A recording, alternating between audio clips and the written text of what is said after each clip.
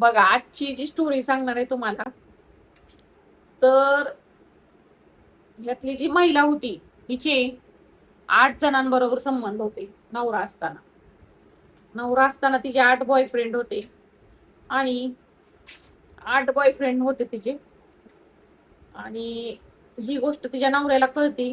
आणि ह्यातनं म्हणजे काय काय होतं, तो म्हणजे नवरा कसा, म्हणजे आता ह्या बाईचा नवरा असतो तो कसा आत्महत्या करतो ह्या बाईच्या त्रासाला कंटाळून. तर एका नाही का रेणुका, ह्या बाई हैदराबाद मधली घटना आहे ही, बच्चूपल्ली मध्ये गावामध्ये घडलेली. तर ह्या बाईचं नाव रेणुका आहे आणि नवऱ्याचं नाव सीताराम रेड्डी. तर सीताराम रेड्डी IT क्षेत्रामध्ये इंजिनियर झालेला आहे आणि चांगली खाशी त्याला पगार बिगार आहे, चांगला आहे. आणि ह्याचं लग्न जे असतं त्यांच्या घरच्यांनी लावून दिलेलं असतं.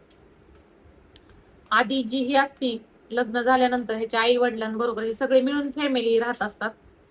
मध्ये राहत असतात आधी सर्वजण एकत्र. पण ह्या बाईला हिचे आई वडील ह्याच्या खपत नसतात. ती त्यांना अशी भांडणं करून करून हाकलून देते आणि हिचं लग्नाच्या आधीच एका मुलाबरोबर अफेअर असतं हे त्यांना माहित नसतं आणि तिच्या वडिलाला माहित झालेलं असतं. पण तिला कसं पण वागता यावं करता यावं म्हणून तिला सासू सासरे नको असतात. मग ती भांडणं करून त्यांना हाकलून देते. आणि मग आता हा नाही का सीताराम आणि रेणुका हे दोघच राहत असतात. मग असे चांगलं राहत राहत त्यांना मुलं बिलं होते, एक मुलगा मुलगी. आणि मुलगा मुलगी झालं आणि चांगलं मग त्यांचं आपलं व्यवस्थित चालू असतंय. पण ह्या बायको बद्दल ह्याला काहीच माहित नसतंय. आणि जी असते तिच्या आणि ही विकृत असते, हिच्या अनेक पुरुषांबरोबर संबंध असतात. आता तुम्हाला 8 सांगितलं ना, 8 पुरुषांबरोबर संबंध असतात, पण त्यातले 3 ऍक्टिव्ह असतात हिचे आता सध्या. आणि ह्या नवऱ्याला काहीच कल्पना नसती. आता हिचे 3 रमैया, श्रवण कुमार, अय्यप्पा अशा 3 पुरुषांबरोबर नवरा असताना हिचे संबंध चालू असतात आता सध्या. मुलं तर झालेली असतात त्यांना. आणि हिला कशी सवय असते नूड कॉल करायची, नवरा नसला की नूड कॉल करायचा लोकांना आणि अश्लील चॅटिंग करायचं हिला आवड असते. आणि आता ह्या नवऱ्याला कसं कळतं ते का आपण थोडक्यात समजून घेऊया. तर ह्यातला जो रमैया नावाचा असतो तो हिच्या हिच्या घरी येणं जाणं, ही नवरा नसले की त्याला घरी बोलवत असते. आणि ह्यातनं मग त्याचं पण हिच्या बरोबर प्रेम संबंध म्हणजे होते. पण त्याला कळतं की आपल्या बरोबर राहून अजून दोघं आहेत कोणतं. आणि याचं इंस्टाग्राम अकाउंट असतं.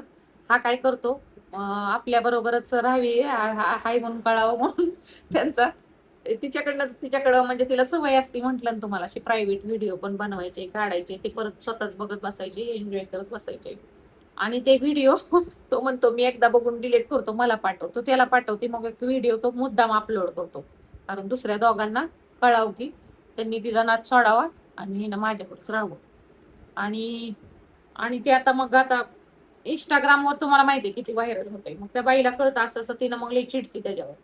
त्याला मग म्हणते डिलीट कर, तो काय ऐकत नाही. मग हिनं सगळं मग ठरवती नवऱ्याला सांगायचं. आता काय करायचं, मग इज्जत जाईल असं तिला वाटतं. मग नवऱ्याला कळतं अरे बापरे आपली बाईक वाचली घाण. त्याला त्याला माहित पण नसतं यार. आणि त्याला माहित होतं. आणि ह्या गोष्टीमुळे माहित होतं त्याला, ते व्हिडिओ तिचा व्हायरल झाल्यामुळे इंस्टाग्रामवर व्हिडिओ व्हायरल होतो. मग पोलीस चौकीत जाऊन तिनं लय दया वया गया करते, नवऱ्याची माफी मागते, मी आता असं घाण वागणार नाही, मी चांगलं वाटतं. तो म्हणतो जाऊ दे आता मुलं वगैरे आहेत म्हणतो, एक संधी देतो आणि तिला माफ करतो. आणि त्याला वाटतं आता ती सुधरल करल नाही का, परत चांगली राहील. तो व्हिडिओ वगैरे डिलीट होतो, सगळी की तिथंच मिटतं. आणि ती मग व्हिडिओ पण दाखवते नवऱ्याला, सगळी कसे कसे काढत असते तिला, कसं कसं करत असते. आता कुठल्या नवऱ्याला असं पटणार आहे बाबा. तरी ती दाखवते, ती माफ करते, जाऊ द्या मुलं बाळ आहेत म्हणून त्याला वाटतं आता सुधरल, चांगली राहील. पण ती सुधरत नाही, उलट आता जास्त करू लागते. आता तर ती नवऱ्यासमोरच सगळ्या गोष्टी करू लागते, चॅटिंग बिटिंग सगळं असलं घाण घाण. आणि नंतर तर ती काय करायला लागली, मुलांना कोंडून वगैरे जाऊ लागली माणसांना भेटायला. म्हणजे तिला एक अशी विकृतीच निर्माण झालेली असती. तिला काय आपलं नवरा म्हणजे काय, त्याला त्याला काहीच किंमत नसती त्या नवऱ्याला. नुसता नावालाच असतो की त्याला उलट नावं ठेवत असते, तू चांगला नाही काय नाही, तुझा काय उपयोग नाही, हा चांगला आहे तो चांगला आहे, त्याच्याबरोबर मजा येते ह्याच्याबरोबर मजा येते.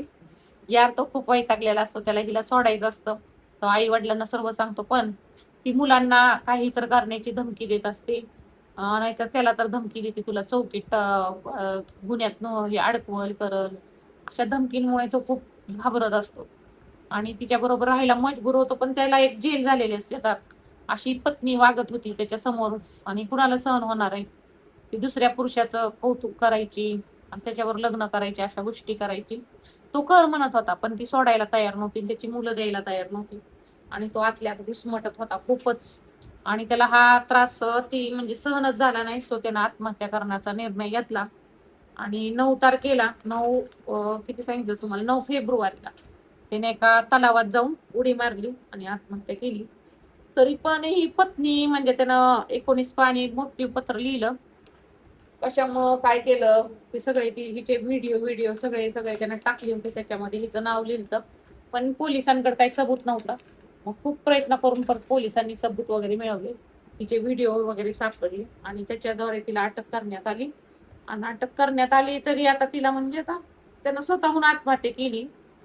आणि आता थोडंसं हिनं टॉर्चर केलेलं आहे. त्यावेळेस त्यानं पोलिसांची मदत घ्यायला हवी होती. कोणाला तर मध्यस्थी, आत्महत्या करायची गरज नव्हती, कारण ती सुटू शकते,